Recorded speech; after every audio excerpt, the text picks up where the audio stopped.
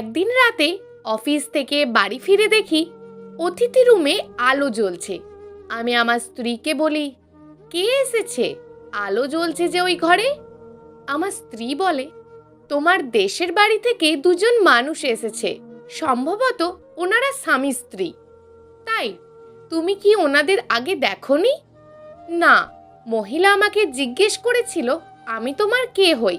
আমি যখন বলি আমি তোমার স্ত্রী হই, তখন সে আমাকে জড়িয়ে ধরে বলে, তুমি আমাদের রঞ্জনের বউ? ও মা, কত সুন্দর তুমি! তারপর আমাকে যত সব আদর করা শুরু করেছিল। আমি আমার স্ত্রীকে নিয়েই অতিথি রুমে যাই। দেখি 50 একজন মহিলা এবং একজন পুরুষ বিছানায় জড়সড় হয়ে বসে আছে। আমি চিনতে পারছিলাম না, আমার মুখ ভ্যাবাচ্যাকা হয়ে ওঠে। ওনারাও আমায় চিনতে পারছিল না। আমার স্ত্রী মহিলাকে বলেন, ইনি হচ্ছেন আপনাদের রঞ্জন, আপনাদের ছেলে। মহিলা আমার পরিচয় পেয়ে বিছানা থেকে উঠে এসে আমাকে জড়িয়ে ধরে কাঁদতে থাকে এবং বলে, তুমি এত বড় হয়ে গেছো। মহিলা বলেন, তুমি আমাকে চিনতে পারবে না, সেই ছোটবেলায় আমাকে দেখেছো। আমি তোমার জহুরা বুবু। মনে পড়েছে আমার কথা? মনে পড়ে আমাকে? সেই কত বছর আগের কথা, 25 বছর আগে। ক্লাস 4-এ পড়ি তখন। স্কুল থেকে বাড়িতে ফিরলে আমাকে খাইয়ে দিত হয় মা, না হয় জহুরা বুবু। জহুরা বুবু আমার জন্মের আগে থেকে আমাদের বাড়িতে কাজ করতে এসেছিল। সেই নাকি কোলে পিঠে আমাকে লালন পালন করেছে, আমাকে দেখে শুনে রেখেছে। একদিন স্কুল থেকে এসে দেখি জহুরা বুবু চোখে মোটা করে কাজল পড়ে আছে। আমি তার চোখের দিকে বিস্ময়ে পিটপিট করে তাকিয়ে থাকি। জহুরা বুবু আমাকে বলে, কি দেখছো তুমি? আমি আঙুল দিয়ে জহুরা বুবুর চোখ দুটো দেখাই। জহুরা বুবু বলে, ওরে আমার ভাইটা। বলেই তার চোখ থেকে আঙুল দিয়ে কাজল মুছে মুছে আমার চোখে পরিয়ে দেয়। জহুরা বুবুর দেওয়া তার চোখের কাজল আমার চোখে এখন আর নেই, তা মুছে গেছে কবে। একদিনের কথা মনে আছে, আমার খুব জ্বর এসেছিল। 2-3 দিনেও জ্বর নামছিল না। এই জহুরা বুবু মাকে কিছুতেই রাত জাগতে দেয়নি।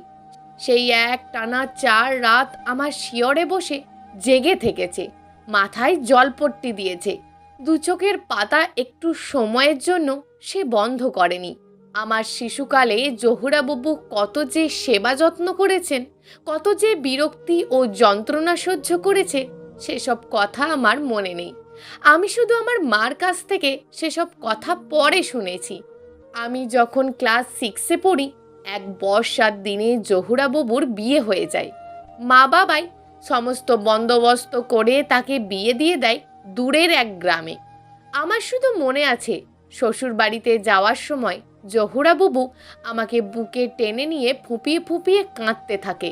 নৌকায় উঠে সারা পথ নাকি সে কাঁদতে কাঁদতে চলে গিয়েছিল। বিয়ে হয়ে যাওয়ার পর জহুরা বুবু মাঝে মাঝে আমাদের বাড়িতে বেড়াতে আসতো। তারপর তার সংসার ব্যস্ততায় খুব বেশি আসতো না। তারপর একদমই না। তারপর চলে গেছে অনেক বছর। জহুরা বুবু আস্তে আস্তে সবার কাছে বিস্মিত হয়ে যায়। এই বিস্মিত জহুরা বুবুকে দেখে যতটুকু খুশি হলাম, তার চেয়ে বেশি বিষাদে মনটি ভরে উঠল। জহুরা বুবু কেমন শীর্ণকায় হয়ে গেছে, চোখের নিচে কালো দাগ পড়ে গেছে। মনে হলো সে বড় ধরনের কোনো রোগে দুঃখে ভুগছে।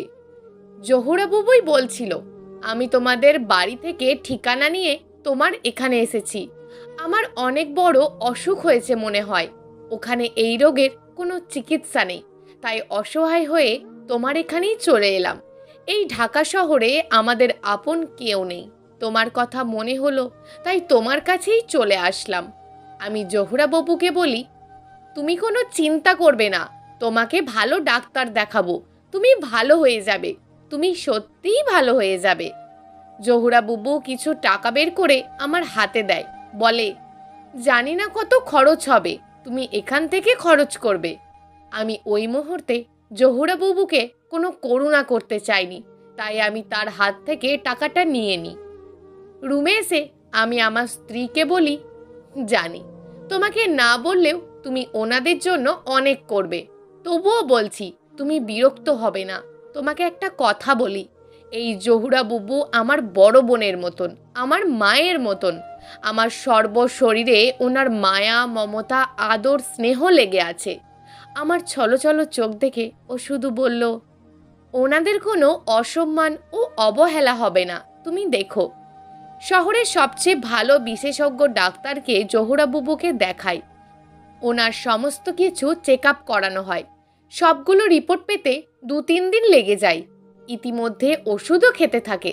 সুন্দর চিকিৎসা পেয়ে জহুরা বুবুর মুখে হাসি ফুটে ওঠে।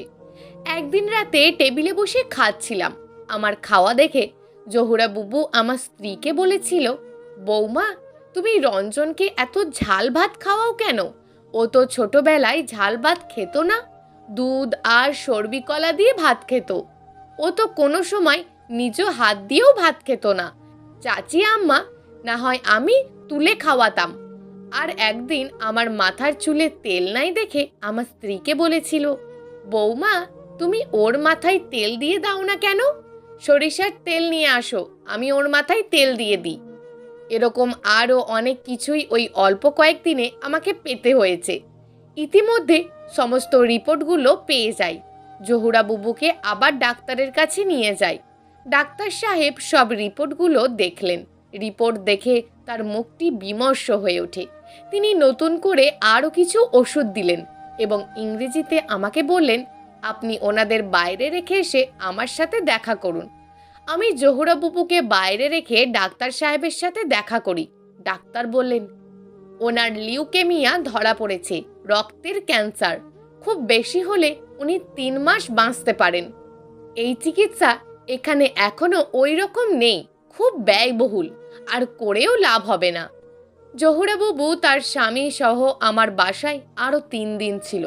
আমি জহুরা বাবুকে বলি, ডাক্তার সাহেব তোমাকে 3 মাসের ওষুধ দিয়েছে, তুমি যদি ভালো না হও 3 মাস পর আবার এসো। যেদিন জহুরা বুবু চলে যাবে সেদিন বুবুকে বলি, বুবু, তুমি আমার চোখে একটু কাজল পরিয়ে দাও না। আমার স্ত্রীর কাছে কাজল ছিল, কাজল নিয়ে আসে। জহুরা বুবু আমার চোখে কাজল পরিয়ে দেয়। আমি তার চোখের দিকে তাকাই, দেখি জহুরা বুবু অঝরে কাঁদছে। তারপর আরও কত বছর চলে গেছে। শুনেছি অনেক আগে জহুরা বুবু চলে গিয়েছে জীবন নদীর ওপারে। তার দেওয়া সেই কাজল এখন আর আমার চোখে নেই, তা কবেই মুছে গিয়েছে।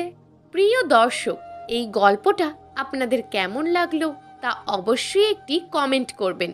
আর যদি গল্পটা আপনাদের ভালো লেগে থাকে তাহলে ভিডিওটিতে একটি লাইক করে দেবেন এবং এই ধরনের ভিন্ন স্বাদের গল্প শোনার জন্য চ্যানেলটিকে অবশ্যই সাবস্ক্রাইব করে আমাদের সঙ্গে যুক্ত থাকুন।